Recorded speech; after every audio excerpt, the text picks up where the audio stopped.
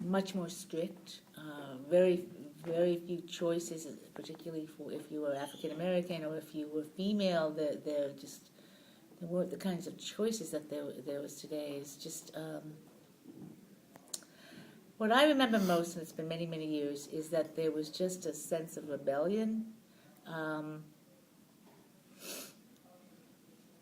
Even in high school, even in my junior, senior year, but especially in college. Some of my friends went to college for a year or two, and then they got real caught up in either the war issues or the black-white issues, and they either took a year or two off and, went south to get into peace marches or go into marches against, to get into marches, civil rights marches.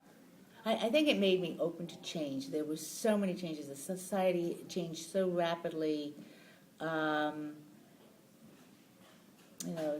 music. I was really into the various musical groups. I just think overall it was made me more daring. What music did you listen to? Whatever the music was for the time. I loved the Beatles for a while. I really, I liked acid rock for a while. I mean, whatever Bob Dylan was, and those kind of groups. I can't, whatever was popular at the time. I guess the main thing is that society was changing so quickly that it really made me question what had always been, made me question my values and kind of move with the times. I experienced segregation firsthand. Well, not towards me, because I'm white. There was definitely, women weren't as well integrated into society at that time as men. I can't say that I personally, experienced it, but I certainly saw examples all around me. And not so much in high school. I think I really became aware of things when I got to college, and very quickly. And I think I said in class that I moved away from home because I was kind of rebellious. I just wanted to, there was the beginning of the rebellious in 1964, 65. More and more kids were doing that. They were breaking away. And so I took my chance and I went as far as I could, which was the state of Michigan. My parents said that I couldn't go to Wisconsin. I couldn't go to California. I mean, that's just what they said. And there I got involved in groups that for integration, to integrate. I worked with, not maybe as a freshman, but as a sophomore, I started working with a particular group in a place called Pontiac, Michigan, and an organizer, a black organizer, and we tried, doing various things within that community. We went on marches, and I never went down south. I think at the time I was going to go down south. That's when they found those 3 kids, in a pit. Organizers. Where did you guys march? We marched in Ann Arbor, along with the University of Michigan kids. We marched in Pontiac, Michigan. We had various little rallies at different schools. I don't know that we changed anything, but it did act as a catalyst. First of all, I think there were more drugs that came into the country, and the guys coming back from the war had drugs with them, and it was a way of protesting. The drugs was if you got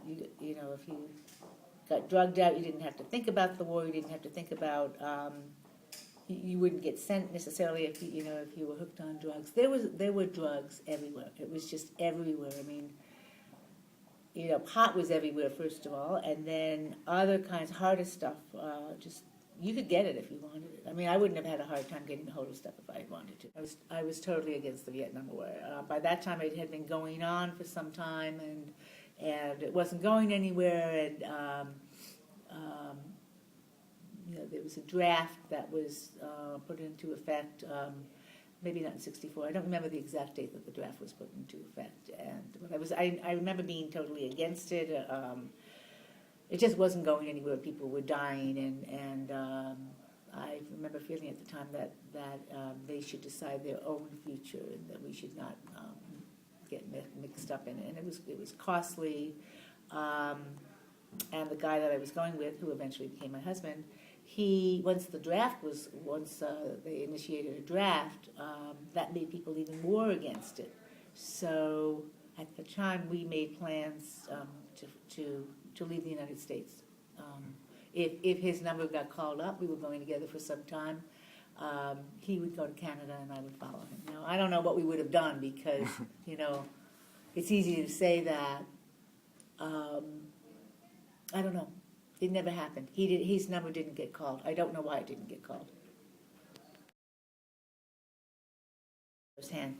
I tried pot. I'm not a smoker, so I didn't get into it, and I didn't try anything else because some of my friends did, and some of them got hooked and did not do too well. I could see the effects, and I don't know. I mean, it was all the drugs were all around you. If you wanted it, it was easy to